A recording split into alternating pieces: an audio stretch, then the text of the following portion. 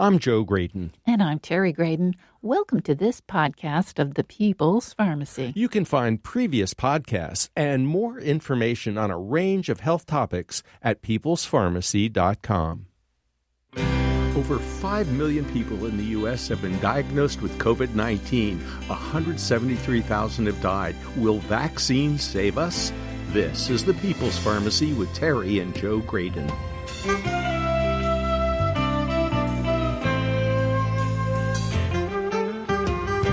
Dr. Paul Offit is an expert in vaccinology. He'll tell us what's involved in vaccine testing and when we might expect a vaccine. Face masks are helpful in preventing the spread of COVID-19, but only if they work.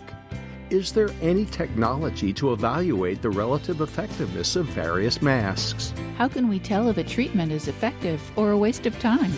Dr. Offit will share insights from his new book, Overkill. Coming up on the People's Pharmacy, when modern medicine goes too far.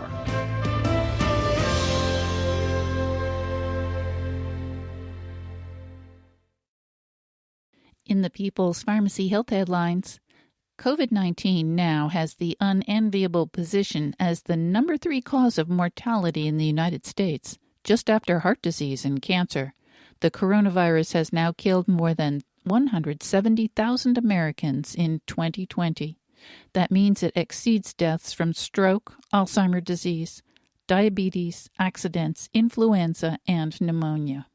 Scientists are trying to figure out the best way to assess past COVID-19 exposure and immunity. Some tests look at reactions to the nucleocapsid antibody, or N protein, while others focus on an antibody to the coronavirus spike protein, or S protein. Although fewer people have antibodies that react to the spike protein, those blood samples were more likely to neutralize the virus in a test tube. The authors caution their colleagues not to rely on commercially available tests that focus on antibodies to the N protein. This could be especially important in evaluating vaccine effectiveness.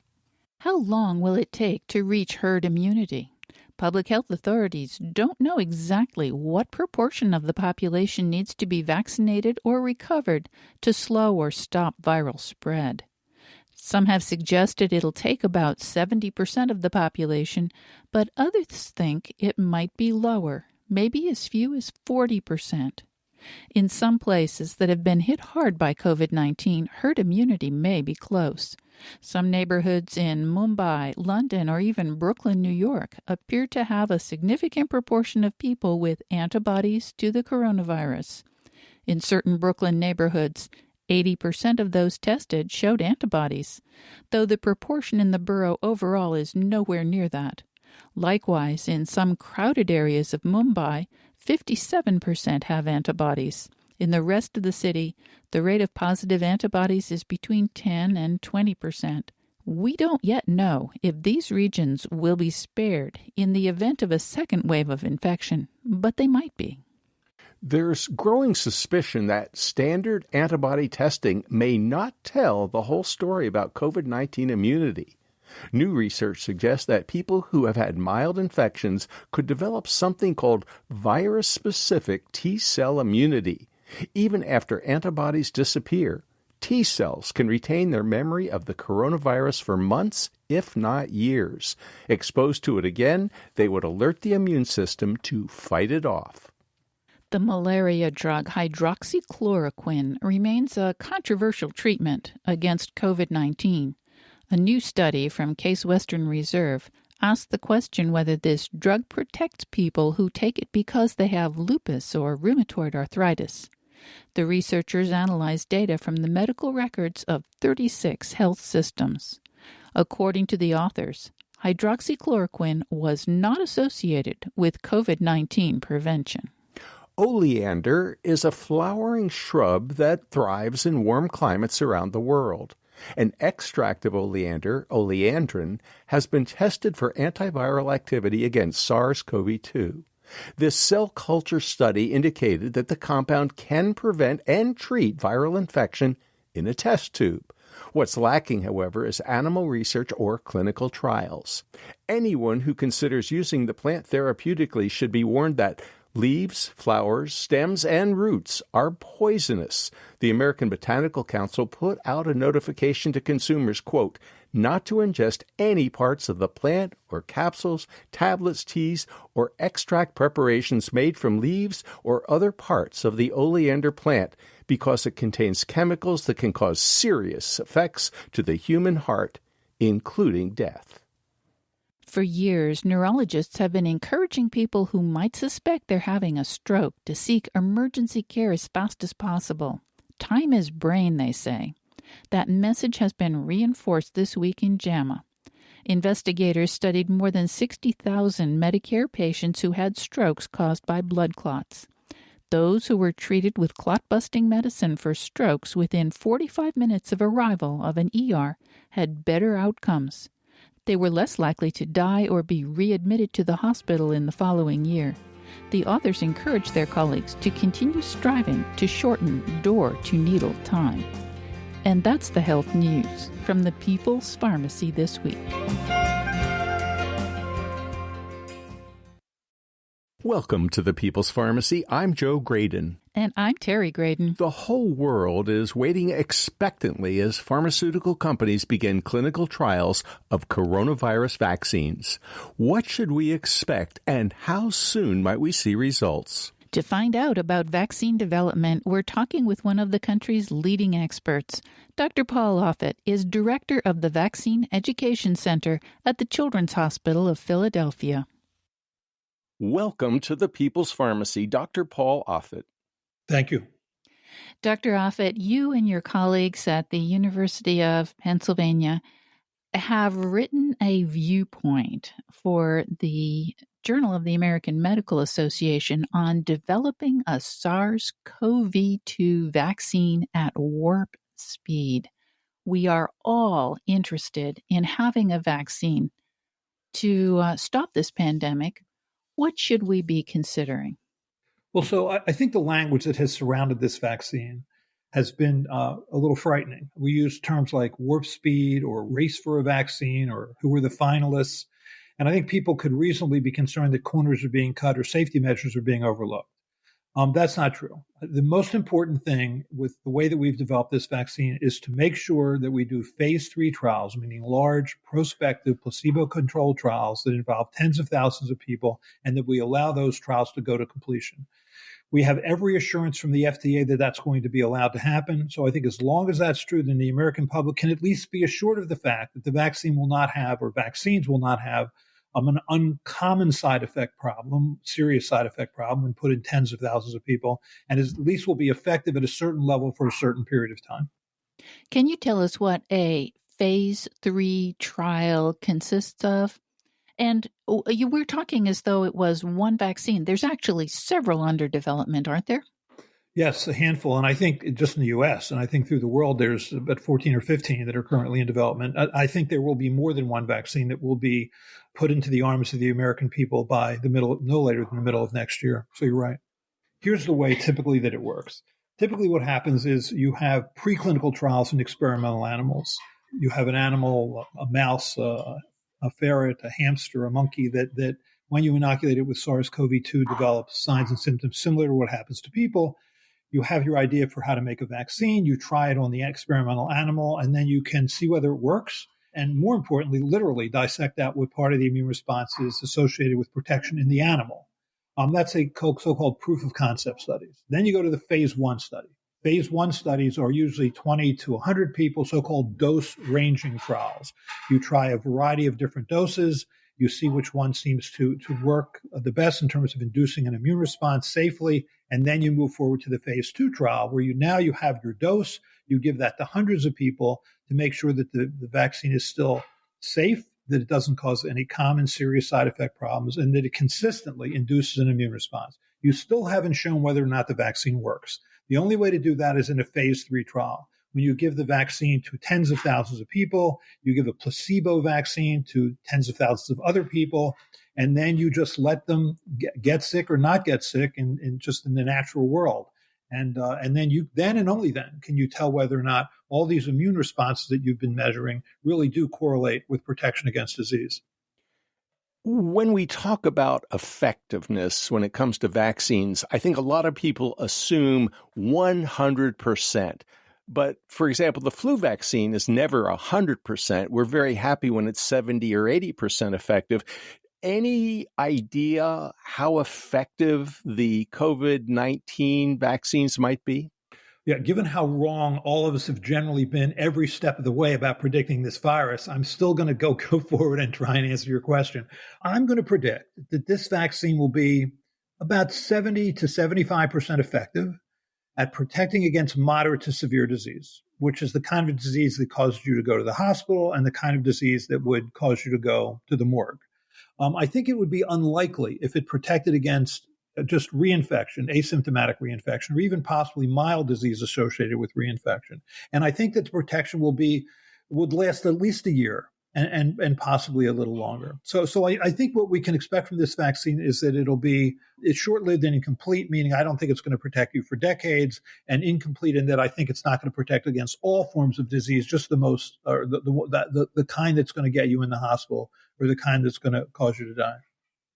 Now, there seem to be two general categories of vaccines. There's a lot of excitement about something called mRNA, messenger RNA vaccines, and then the traditional vaccines. Can you tell us very briefly the difference between these? There are several ways to make a vaccine. You can take a virus and inactivate it, like we make the hepatitis A vaccine, the rabies vaccines, or the inactivated polio vaccine. You can take a vaccine and weaken it. So it's a live weakened form of the virus. That's the way we make the measles vaccine, the mumps vaccine, the German measles vaccine, one of the rotavirus vaccines. You can take just one part of the virus, the so-called purified protein vaccine. And we know what protein we're interested in with this virus. It's that spike protein that emanates from the surface of the virus that gives it its crown-like appearance. If you make antibodies directed against that spike protein, you'll prevent the virus from binding to cells. So if you use a purified protein approach, meaning inject somebody with just the protein, that's the way we make the hepatitis B vaccine and the human papillomavirus vaccine. So there's a lot of experience with those vaccines. Now, however, we're looking at a variety of different approaches, which have never been used to make vaccines before, at least not any that are routinely given in the United States. So you can do, as you mentioned, the messenger RNA vaccine. So messenger RNA is that little bit of a gene that tells your body how to make that coronavirus spike protein. So you inoculate somebody with about 100 micrograms of this gene. That gene then enters your muscle cells. The gene then is translated to a protein. So you make the protein, you make the coronavirus protein, then you make antibodies to that protein. The same thing is really true with the DNA vaccines. And then you have the so-called replication defective human or simian adenovirus vaccines. Adenoviruses are just a common cold virus. By making them replication defective, these viruses cannot reproduce themselves. Therefore, they can't cause disease. When injected into your body, the virus enters your cell, and then it has been genetically engineered to make that spike protein. So again, you make the spike protein and you make antibodies to that protein. I think those are the strategies that are going to be first, frankly, because they're the easiest to construct and they're the easiest to mass produce. And I think they're going to be the first because they were the fastest. That doesn't mean they're going to be the last best vaccines, which historically is often true in vaccine development. But I think that's what people can expect. Now, we've heard an awful lot about how fast these vaccines can be tested in phase 3 trials. Traditionally, how long would it take? And in this case, so-called warp speed, when do you anticipate we might get FDA approval of the first vaccine?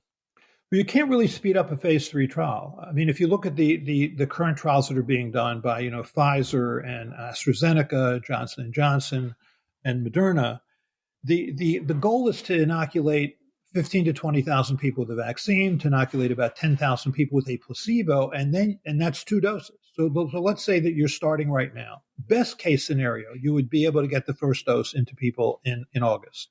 Then you have another dose, which would be given, which would be in September. Then you have to wait really 2 weeks after that second dose to get sort of the maximal immune response. So you're already in mid-October. And then you wait until you have an adequate number of people in your placebo group who are sick, not just infected, but sick, meaning moderate to severe disease, because that's what you're trying to prevent. You would have to have at least 150 and possibly as many as 200 people in that group.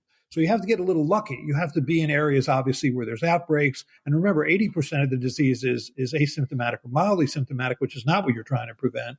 And remember, you're also telling these people at the same time, wear a mask, social distance, wash your hands. So in many ways, you're trying to encourage them not to get sick. But again, you're never going to actually know whether your vaccine is effective unless they do get sick. So I really, frankly, can't imagine that we would have a vaccine any earlier than early next year.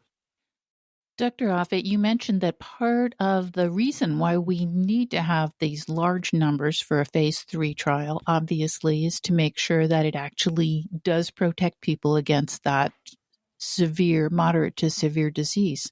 Another reason is to make sure that there aren't any really nasty surprises, that, 1 out of 1,000 people has a terrible side effect. What kinds of dangers will the vaccine developers be looking for, and how confident can we be that they will find anything that is going to be truly worrisome? Right. When you make a vaccine, you go from phase 1 to phase 2 to phase 3. What you're trying to do at each step is reduce uncertainty, reduce what you don't know, but you never eliminate uncertainty. So for example, if you test the vaccine in 20,000 people and you don't find any serious adverse events, you can say that the vaccine doesn't seem to have any uncommon or relatively uncommon serious side effects. But 20,000 people isn't 20 million people. So you only know about rare adverse events after the vaccine is already out there. Maurice Hilleman, who I consider to be the father of modern vaccines, said it best, quote, "I never breathe a sigh of relief until the first 3 million doses are out there." And that's not going to be a pre-licensure or pre-approval phenomenon. I think the things that people are looking for, would worry about, are so-called antibody-dependent enhancement, that actually by giving the vaccine, you may make people more likely to have severe disease, more likely to be admitted to the ICU than if they never got the vaccine. That's actually happened before. It happened in the 1960s with a vaccine to prevent a disease called respiratory syncytial virus, which was also a respiratory virus. It also happened with measles, a measles vaccine. In both cases, the RSV and measles vaccines were inactivated with the chemical formaldehyde. So there is going to be a concern about that. And I think that's why there are systems in place like the Vaccine Safety Data Link, or a program run by the Food and Drug Administration called the PRISM program, where you have linked computerized medical record systems for tens of millions of people, and you'll be able to see who got a vaccine, who didn't, and whether there seems to be a greater likelihood that someone would suffer a more severe disease from having gotten the vaccine than not. That also recently happened with the dengue vaccine. You were actually, as a young child who'd never been exposed to dengue before, if you got the dengue vaccine, you were worse off than if you never got that vaccine. You're listening to Dr. Paul Offit, Director of the Vaccine Education Center at the Children's Hospital of Philadelphia. He's also the Maurice R. Hilleman Professor of Vaccinology and a professor of pediatrics at the Perelman School of Medicine at the University of Pennsylvania. Dr. Offit has written several books. His most recent is Overkill, When Modern Medicine Goes Too Far. After the break, we'll talk about how long the vaccine will take to get the coronavirus under control. Until we have vaccines, and probably even after, masks are crucial. Which ones really work? We'll talk with Dr. Eric Westman, co-author of an ingenious study on mask effectiveness.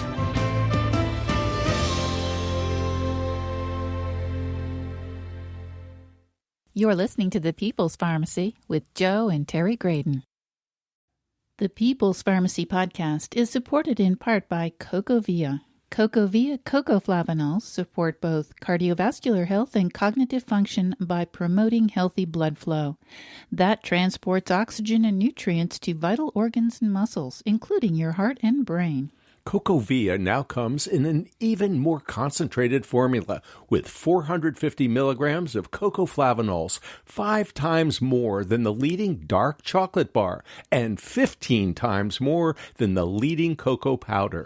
CocoVia has a proprietary process that preserves cocoflavanols at the highest levels. The product undergoes rigorous testing at every stage to guarantee the highest level of cocoflavanols per serving and to provide the purest, highest quality product possible. People's Pharmacy listeners can now try CocoVia for 25% off by using the code PEOPLES25 at cocovia.com.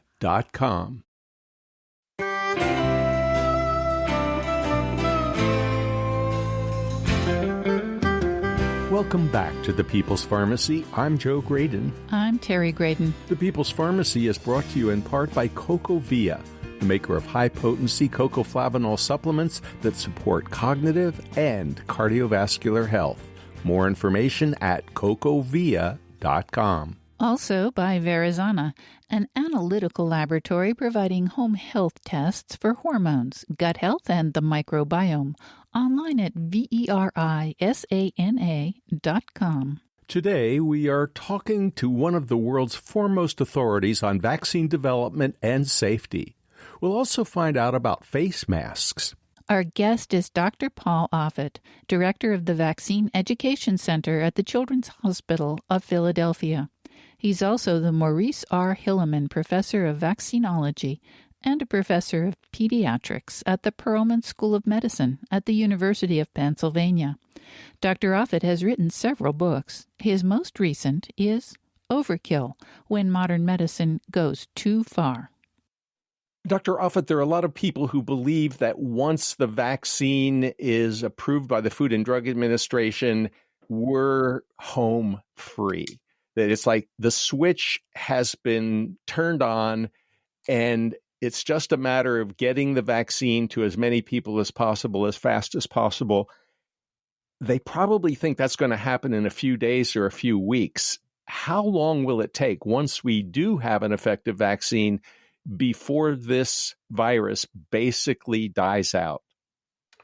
That's a great question. I think, the CDC has recently stated in the last few weeks that they think that the frontline responders, meaning healthcare personnel, nursing home workers, people who work in mass transit, if you take all the people who are a priority group to get this vaccine first, that would be about 120 million people. For what is likely a 2-dose vaccine, that's 240 million doses that you have to get into the population. That's going to be a tour de force. And you're going to have points of care in addition to doctors' offices or pharmacies that enable one to get these vaccines first and second dose out there. I think that in terms of what percentage of the population you would need to vaccinate in order to stop spread, it depends on the effectiveness of the vaccine. If the vaccine is 75% effective at preventing shedding, meaning not just moderate to severe disease, but any shedding associated with asymptomatic infection or mildly symptomatic infection, you would need to vaccinate about 2/3 of the American population, so more than 200 million people. And how long do you think it would take before that happens? I think it would take a couple years before that happens. And I think also, and this is something that really scares me, is that I think people need to realize that doesn't mean that you can throw away your masks. I think because in all likelihood, this vaccine will likely protect against moderate to severe disease, but not mild disease, which may still be associated with shedding, even if you've gotten the vaccine. And even if you're one of those 3 out of 4 people for whom the vaccine works and works well, you still should wear a mask. I mean, it's not like the measles vaccine. I mean, the measles vaccine provides sterilizing immunity. You are protected against all forms of that illness for the rest of your life. This is not going to be that vaccine. And I think people need to realize that it's hard enough to get people to wear masks now. And I think once the vaccine is introduced, I suspect it's going to be even harder. Speaking of things that are hard to get people to do, you're a pediatrician, you're an expert in vaccines in general. It can be hard for some families to accept the idea of getting their kids vaccinated. I'm sure that it's likely to be difficult to convince some people that they should be vaccinated against COVID-19. What advice do you have for the vaccine hesitant? Well, I would count myself as vaccine hesitant right now. I don't know what this vaccine looks like. I think everybody that sits around the table at the FDA Vaccine Advisory Committee, I would consider to be a vaccine skeptic. We all want to see the data before we would ever license this vaccine for the American public. I think it's going to be much easier to convince people when we see what this vaccine looks like. Well, let's assume that what I had said earlier is true, that the vaccine is 75% effective, meaning that you have a 3 out of 4 chance of not getting this disease if you get the vaccine. And let's say it's been given to 20,000 people or more safely, then that's the question. knowing that the vaccine's being given to 20,000 people safely, knowing that it is highly effective, meaning 75% effective, would you be willing to take this vaccine knowing that there are about 1,000 people a day dying in the United States? I think most people under that setting would get the vaccine. But again, we don't really know what those numbers are yet, so it's hard to convince people. You're listening to Dr. Paul Offit, Professor of Pediatrics and the Maurice R. Hilleman Professor of Vaccinology at the Perelman School of Medicine at the University of Pennsylvania. He's director of the Vaccine Education Center at the Children's Hospital of Philadelphia. We're going to switch gears now for a little while. As Dr. Offit has just pointed out, we'll still need masks even after we have a vaccine for COVID-19. How do we know which masks really work? An interdisciplinary team at Duke University recently published an intriguing study. They demonstrated a simple and inexpensive technique for testing the efficacy of face masks. We're talking next with one of the co-authors of that study. Dr. Eric Westman is an associate professor of medicine and director of the Duke Keto Medicine Clinic in the Duke University Health System. Welcome back to the People's Pharmacy, Dr. Eric Westman. Well, thank you so much. It's always a pleasure to be on the People's Pharmacy. How are you, Joe and Terry? We're doing very well. We hope you are. Doing great. Thank you. So when I think of Dr. Eric Westman at Duke, I think of metabolism. I think of weight loss. I think of lifestyle changes. How did you get interested in face masks and COVID-19? Well, didn't you know there's a pandemic going on? Oh, yeah, there's that. So there were so many different questions and things to do early on in our area. There were no masks to be found. You could get volunteers to make them, hand sew them. And we had no idea. I was involved with a project of giving out masks, and we had no idea if they really worked. So we were faced with, do we hand out masks that are no good or that are untested, or do we find a way to test them? And so that we did the latter. How did you do that? Well, being at a place like Duke, I just called over to our physics department. It turns out, if you remember back to April, most places were shut down and there was kind of a universal response to close the labs and all that. So we had special permission to open the research lab to do, urgent COVID-19 research, which was do these masks that we're handing out and maybe purchasing for organizations, do they actually really work? And what kind of experiment did the physics folks conduct? How did they put this together, and was it really challenging? Well, we saw a very short communication to the New England Journal of Medicine that was done by a group at NIH whom my collaborators know. And it was just a very brief video of particles being emitted when someone said, "Stay healthy, people." And then using a laser beam, you can visualize these particles. And then in that brief communication, they just put a cloth over the face and the particles were gone. So we were really extending and doing more research based on that model of letting a laser light up the particles so that you could see them with a video camera. And then we added on an analytic component so that the computer analysis would count all of the little particles, so we didn't have to do that.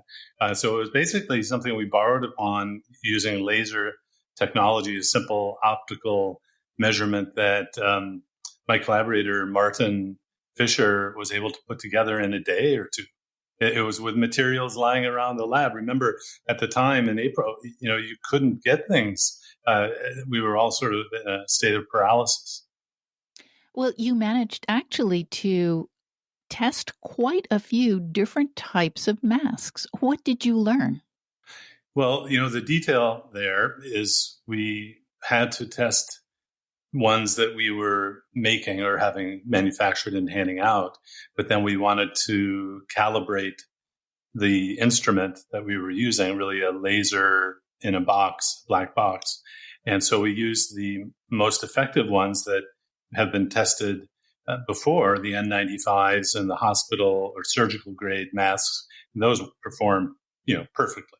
Well, I should say first, I was quite surprised, and Martin was as well, that we were all kind of spewing out these particles when we were just saying, stay healthy, people, 5 times.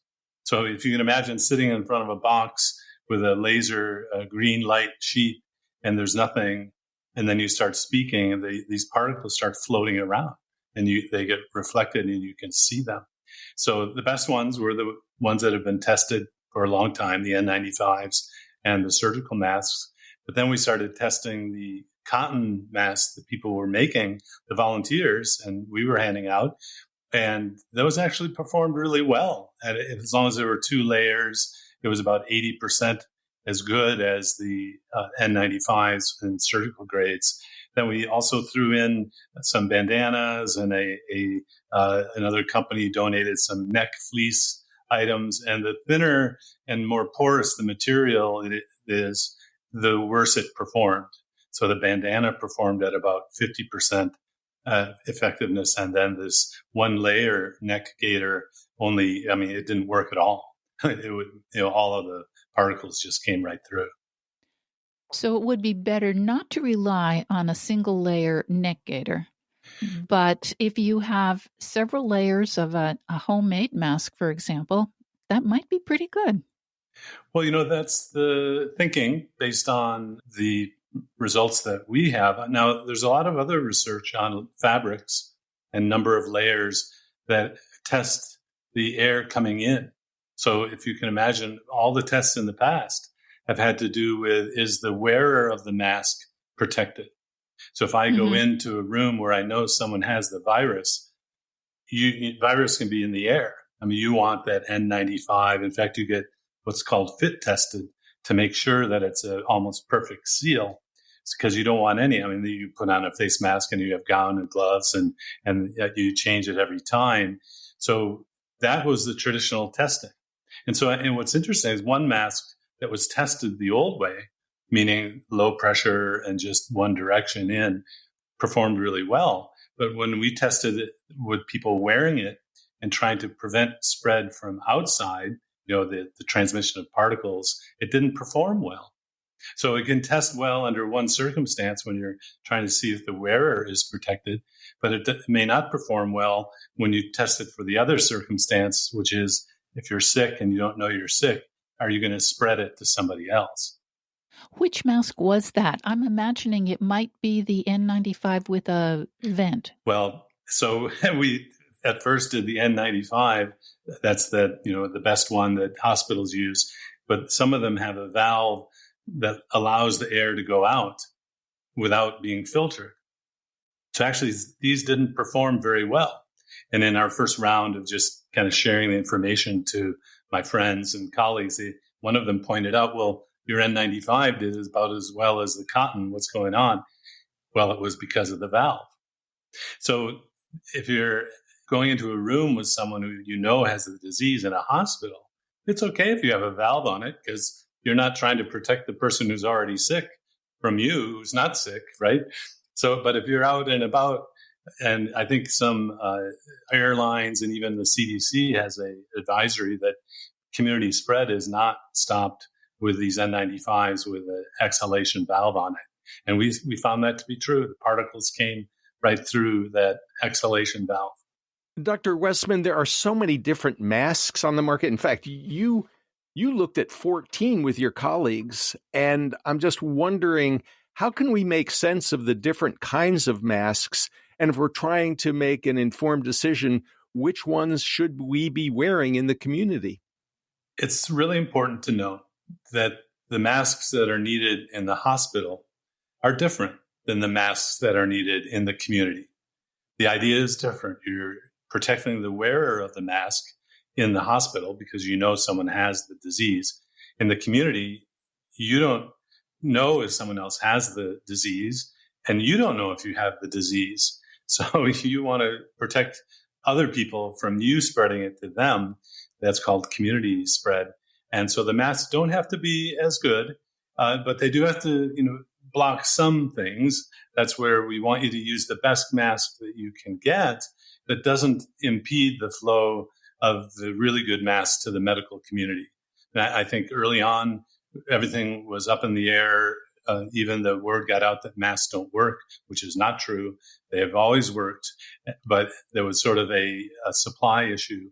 Now that there are plenty of masks, I would ask you to just choose the best one that you can get and comfortably use to protect yourself and other people.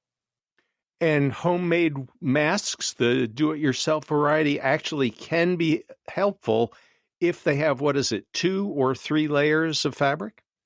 Yes, you want to find fabric. Cotton is a great one that has a lot of thread count per inch. You can find all of the details online pretty quickly, but at 1 or 2 layers, the more layers, the better. But then the trade-off is it's harder to wear and to breathe through it. So you have to find that balance. If you pull the fabric up to light and you can see right through it, see daylight, or you can breathe right through it, that's not going to be such a good one. And if people want to see the video of the actual experiment, I believe Duke University has made that available on its website. Is that right?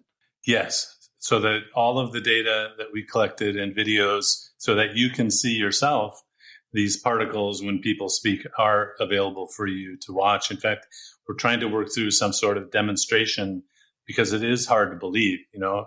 I can envision a demonstration where you could walk up, have yourself in front of a box or a similar system so that you can test it out for yourself. So, Dr. Eric Westman, what's the take-home message on your experiment? Well, I think we were all surprised to find that just by speaking, we're emitting these particles that you can't see with the eye, but you can see with a laser. And the possibility that you're spreading disease, including a virus that's, deadly, that's a little concerning. So it was a sobering finding for all of us who were the subjects in this study. But it was reassuring to know that particles that come out when you're speaking are blocked by the cotton grade 2 or 3 layers that were being made by the volunteers. We weren't handing out bad masks. They weren't perfect, but they don't have to be perfect in the community. And then we're calling, the question to these 1-layer gaiter and neck fleece, if you want to call it that. It's not made of fleece, but it's polyester. You want to be careful that you're not actually making things not stopping, or maybe making things worse, because the particles looked smaller on that initial analysis we did. So I think the bottom line is wear something that works. And the bandana and neck fleece idea is not such a great idea. Dr. Eric Westman, thank you so much for talking with us about your mask research. My pleasure. It's always great to catch up with you. Dr. Eric Westman is an associate professor of medicine in the Duke University Health System. He's co-author of the mask study published in Science Advances.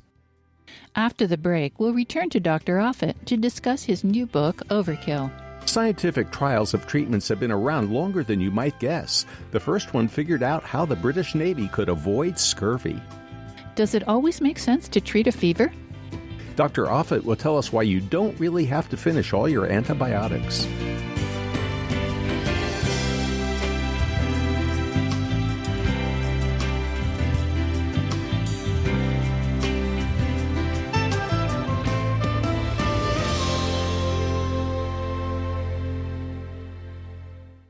You're listening to The People's Pharmacy with Joe and Terry Graydon. This People's Pharmacy podcast is brought to you in part by Verisana.com. Verisana Lab offers home health tests that allow you to monitor your hormones and health conditions.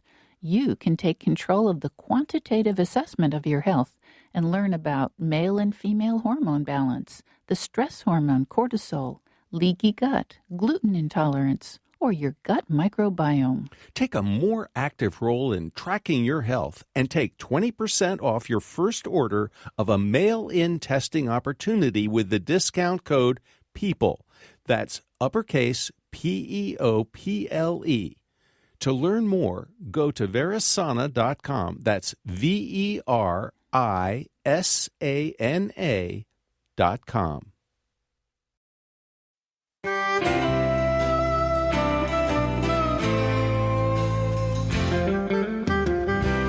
Welcome back to the People's Pharmacy. I'm Joe Graydon. And I'm Terry Graydon. The People's Pharmacy is brought to you in part by CocoVia, maker of high-potency cocoflavanol supplements that support cognitive and cardiovascular health. More information at cocovia.com.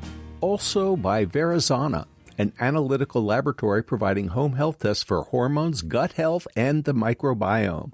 Online at verisana.com. So far, we've discussed how vaccines are tested and learned about a relatively simple technique to evaluate the efficacy of face masks. Now we return to our conversation with Dr. Offit. He's looked at a number of instances where modern medical practice strays beyond the supporting science. Dr. Paul Offit is professor of pediatrics and the Maurice R. Hilleman Professor of Vaccinology at the Perelman School of Medicine at the University of Pennsylvania. He's director of the Vaccine Education Center at the Children's Hospital of Philadelphia. Dr. Offit, you're an expert on evidence-based medicine. We spoke with you earlier in the show about the race to develop a vaccine against COVID-19 that will be both effective and safe. We'd like to talk now about your excellent new book, Overkill, When Modern Medicine Goes Too Far. Thank you very much. Dr. Offit, you start your book with a story, a Scottish surgeon, Dr. James Lynn. Why is his story so important to your book? What Dr. Lynn did was he brought us into the world of the scientific method. What he did was people on British ships who went on long trips would often suffer a disease called scurvy, which is a severe disease that we now know to be a vitamin C deficiency, but that wasn't known then. This is the 1700s. We didn't know what vitamin C was till the early 1900s. So what he did was to try and figure out a way to prevent scurvy. He gave people a variety of things, gum, myrrh, vinegar, or citrus fruits like lemons or oranges or limes. And what he found out was that those who ate the citrus fruits and not the other things didn't get scurvy. So he proved it. He proved it in a thoughtful, controlled manner. That was a scientific method. I mean, you can ask the question, what is it that causes scurvy? And people can have all different ideas about what it is. But that's the beauty of science. It doesn't have to be a belief system. It's an evidence-based system. And he provided the evidence to prove that in fact, if you gave the sailors the fruit juices, that they could then be protected. And it's actually where the British ended up getting their name, limeys, was because they would often bring large stores of limes on these ships after they realized the importance of his findings. How long did it take for his colleagues to accept his discovery? Yeah, way too long. It took really decades for them to accept the discovery. And he wasn't well known. He had a very long treatise, about 400 pages. It was buried in the middle of the treatise. And so it took a long time. But, the data went out. I mean, this is what's so good about this. I mean, if you look at, for example, hydroxychloroquine today, which has been offered for the treatment or prevention of COVID-19, it's a scientific question. It can be answered by the scientific method, and it has been answered.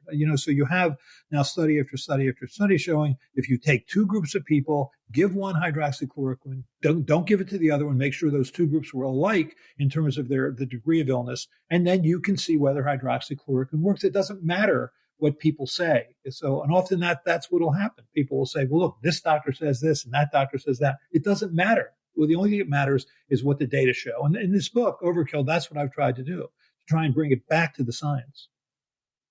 Now, Dr. Offit, how can ordinary people get access to that kind of scientific evidence so that instead of relying on the guy they saw on the internet or the doctor on television, they actually can find out what the study shows? I think it's hard is the answer. I mean, there are roughly 4,000 medical and scientific papers that are published a day in the literature, a day. And, they follow a bell-shaped curve. Some are excellent, some are awful, most are more or less mediocre. And I try and go through basically about 15 or so situations in the book where there's abundant scientific evidence that we shouldn't be doing something in modern medicine, like treating fever or finishing off the antibiotic course. where there's abundant evidence that says that we shouldn't be doing that, but we do it anyway. And I think that what people can do by reading this book is at least arm themselves with that information so that when they go to their doctor, they can at least be better informed as better advocates for their own health. I really want to ask you about treating fever, because that's something that almost every parent is tempted to do. When the baby or the toddler spikes a fever, you want to do something to make them feel more comfortable. So why shouldn't we treat fever? Tell us. It's not just to help the child feel better. I think that parents actually think that lowering a fever is going to speed recovery, and you undermine that in your book. I think, first of all, it does make the child feel better, or us feel better. I mean, when you have fever, there are symptoms associated with fever like headache or muscle pain or chill. So you do feel better. And I think you wrongly equate the notion that feeling better means that you are better, that your underlying disease is better. But that's not true. I mean, and now our study after study after study showing that when you treat fever, which is an important part of your immune response, an adaptive part of your immune response, that you actually prolong or worsen illness. This has been shown again and again and again. I mean, why do we make fever? Why is it that everything that walks, crawls, swims, or flies on the surface of this planet makes fever? And the answer is your immune response works better at a higher temperature. The B cells, which make antibodies, do that more efficiently. The neutrophils, which comprise pus, travel to areas of infection and kill bacteria better. And so, I go through the data showing that that's true, but we just can't help ourselves. We don't like to have fever. We don't like to suffer fever. And so we want to make it better, even though it really, in the end, doesn't make us better at all. Well, and it's not just us. I mean, it's not unusual for health professionals to recommend maybe acetaminophen, maybe ibuprofen, when either the child or the adult has a fever. Why do you think your colleagues continue to do that? Well, as physicians, we like people to feel better. And I think that's part of it. And it's been ingrained in us, frankly, since the invention of aspirin in the late 1800s. I think now, as you're starting to see in the last, say, 20 or 30 years, the emergence of data clearly showing that treating fever prolongs and worsens illnesses, you're starting to see advisory committees now saying, don't be so fast to treat fever. Why don't we wait? Maybe only treat at a certain level, although, frankly, there is no level above which you really need to treat fever. I mean, assuming the person doesn't have chronic heart disease or chronic lung disease, where that kind of metabolic hit of fever, because you have an increase in your basal metabolic rate about 12% for every degree centigrade, that you feel that they can't take that kind of hit, that makes sense. But otherwise, your fevers don't hurt you. People think that, that it fries your brain. That's not true. I mean, that's true of heat stroke, which is an environmental fever, not a physiological fever. So I just think it's ingrained in us. We do like to feel better ourselves, too. I'm sure plenty of doctors take anti-fever medicines for their fever. Well, you even describe in your book not just malaria therapy, but heat therapy as a treatment.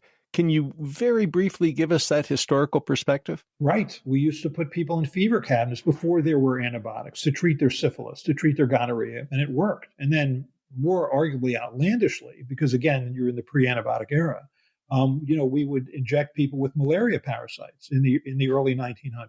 Really up until the mid-1900s, they were injected with the malaria parasites because malaria would induce fever. And, we had anti-malarial drugs like quinine that had been available since the mid-1800s. So we could, they would have fever for a couple of days and then you would treat their fever. In fact, there was a Nobel Prize awarded in 1927 for malaria therapy for the treatment of syphilis. Well, nowadays, of course, we treat syphilis or gonorrhea with antibiotics, and that's completely appropriate. But I do want to ask you about more common treatments of diseases with antibiotics. You've suggested that the rule that has been laid down that you must finish every last pill in your antibiotics course is not true. So what's the evidence for that? Right. And the important thing is it really doesn't matter what I say. The only thing that matters, again, is what those studies show. But think about it for a minute. In medicine, if you have pain, you're given pain medicines till the pain's gone. In medicine, if you have asthma, you're given bronchodilators, which, opens up those small breathing tubes until your asthma is gone. Why is it that we set a predetermined length of illness for antibiotics? If, for example, you have a kidney infection and you have fever and you have back pain and you have white blood cells in your urine and you have bacteria in your urine, and then you treat somebody with antibiotics, and in 2 or 3 days, The back pain's gone. The fever's gone. The bacteria are gone from the urine. The white cells are gone from the urine. Why do we continue to treat? I mean, and the answer is, and it's a wrong one, is that we need to continue to treat to finish off the quote unquote antibiotic course so that we don't create resistant bacteria, which is to say bacteria that are resistant to antibiotics. That's not true. The opposite is true. Not surprisingly, the longer you treat, the more likely you are to create resistance. We know that now. And so now people are using shorter and shorter courses of antibiotics. So kidney infections aren't being treated for 10 to 14 days. Now we find you can treat some for 7 days, 5 days, 3 days. And advisory committees are now catching up to those studies where they are recommending much shorter courses for appendicitis, for sinusitis, for bladder infections, for kidney infections, for skin infections. But it's been slow for the medical community to catch up to that. Well, I want to specifically go to your field of pediatrics and ask you about antibiotics for ear infections. That used to be something that a kid who had an ear infection would automatically get an antibiotic. And yes, you had to finish the entire course, finish that bottle of pink goo that you kept in your refrigerator.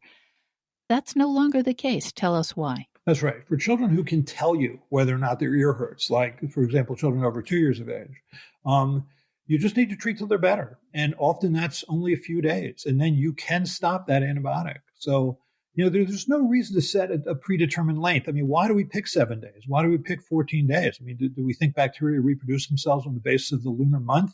Or why do we pick 10 days? I mean, do we think bacteria reproduce themselves on the basis of the metric system? No. Treat the patient. I mean, this really is a perfect example of personalized medicine. There was a study done in Spain, which was great. They took people who were admitted to the intensive care unit with serious bacterial pneumonia.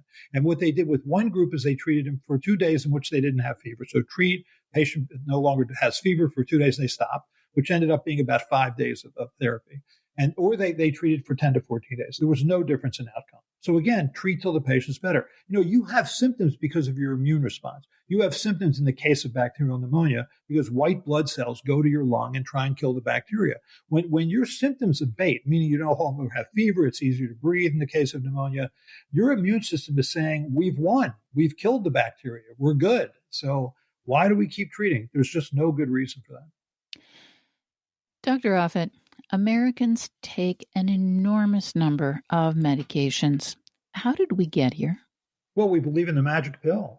We think that, that there's just this magic medicines out there for anything that ails us. And certainly the pharmaceutical companies appeal to that through just a barrage of advertising. And it's really hard, I think, for good scientific studies to break through that barrage of advertising. I mean, the data, for example, if you take something like vitamin E, which many people take at mega dose levels, the data could not be clearer that vitamin E increases your risk of prostate cancer. And the reason is it's an antioxidant.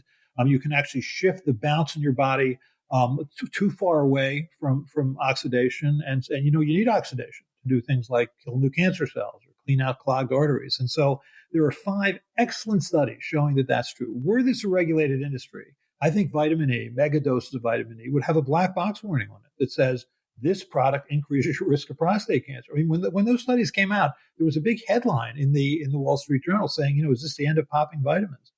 But again, you have an industry which is a multi-billion-dollar industry that is just, the scientific studies that show that the industry is in many ways flawed, has no chance against that barrage of advertising.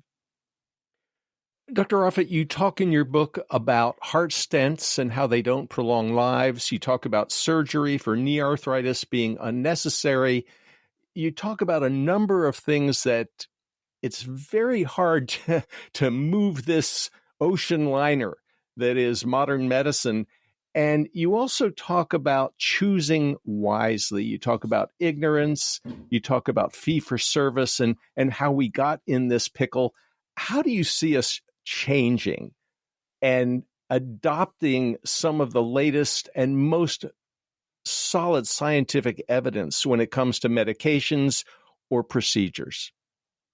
I just imagine that everybody in the world will read this book and say, boy, thanks, I never thought about it that way, and the entire face of medicine will change. Or, if it doesn't work out that way, there's a price to pay for these things. I mean, I do think that there is is a feeling among the population that the magic medicines maybe don't do everything that they hope they do. And that if you can sort of have a good exercise program, for example, and diet program, and that you don't really need that knee replacement, which has side effects. I mean, not some of which are severe, not the least of which is undergoing general anesthesia. That if you can avoid those things in a more natural way, physiological way, that people are drawn to that. So I think that you're starting to see some change. You're definitely starting to see some change with regard to antibiotics. And you're definitely starting to see some change with regard to heart stents. The Cleveland Clinic now doesn't, essentially the head of the cardiology group there, doesn't do heart stents because, as long as you do other things like control hypertension, meaning high blood pressure, control bad cholesterol, put people on good exercise programs, there's no difference in someone who gets a heart stent and someone who doesn't. But it's hard, again, you're leaning up into an industry there. You're asking, cardiologists and that whole profession that makes a living off of this, not to make a living off this anymore. And it's hard to convince people to do that. I would say that of all the things in my book that really evoked the most anger from physicians, it was the heart stent chapter, and from people who said, look, I had a heart stent and I'm much better. But that's why you do controlled studies. And remarkably, controlled studies have been done for heart stents where people either got a heart stent or didn't get a heart stent, and they didn't know whether they'd gotten it or not because they went through the procedure right up to the point of actually leaving the stent there, which was remarkable. They got Institutional Review Board approval for that kind of study. But again, the data are the data. It's not, again, it doesn't matter what cardiologists say. The only thing that matters is what those studies show, and the studies now are very clear on this. Dr. Offit, what would you like our listeners to take away from your exceptional book, Overkill, so they can protect themselves from either ineffective or unnecessary treatments? I think that medicine evolves slowly. And even when there are clear data showing that something is or isn't of value, it takes a while for people to change their behaviors. Physicians also, they want to believe they're helping people. They believe they've done something the same way for 10 or 15 or 20 or 30 years, and they're less quick to change. So I think what the purpose of this book is to empower you not to be your own doctor, but to just be a better advocate for your own health so you can have more information when you see the physician so that you can be the best advocate for your health. Dr. Paul Offit, thank you so much for talking with us on the People's Pharmacy today. Thanks for having me. You've been listening to Dr. Paul Offit, Director of the Vaccine Education Center at the Children's Hospital of Philadelphia. He's also the Maurice R. Hilleman Professor of Vaccinology and a Professor of Pediatrics at the Perelman School of Medicine at the University of Pennsylvania. Dr. Offit has written several books. We've been discussing his most recent one, Overkill, When Modern Medicine Goes Too Far.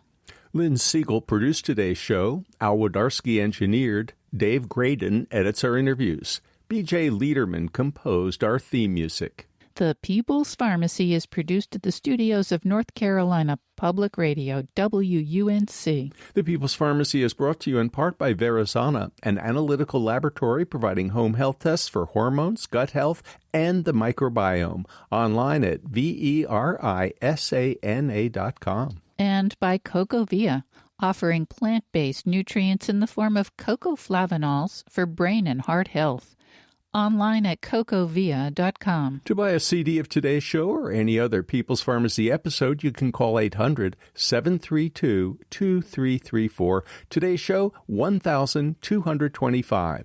That number, 800-732-2334, on the web at peoplespharmacy.com. When you visit the website, you can share your thoughts about today's show. You'll also find a link to the publication Science Advances with Dr. Westman's study.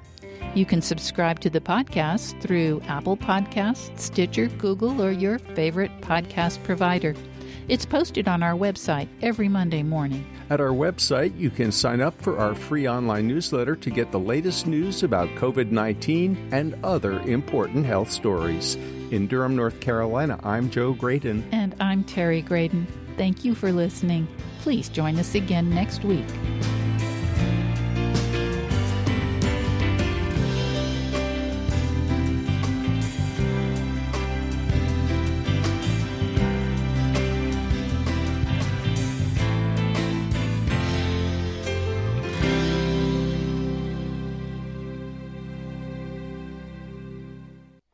Thank you for listening to the People's Pharmacy Podcast. It's an honor and a pleasure to bring you our award-winning program week in and week out. But producing and distributing this show as a free podcast takes time and costs money. If you like what we do and you'd like to help us continue to produce high-quality, independent healthcare journalism, please consider chipping in. All you have to do is go to peoplespharmacy.com/donate. Whether it's just one time or a monthly donation, you can be part of the team that makes this show possible. Thank you for your continued loyalty and support. We couldn't make our show without you.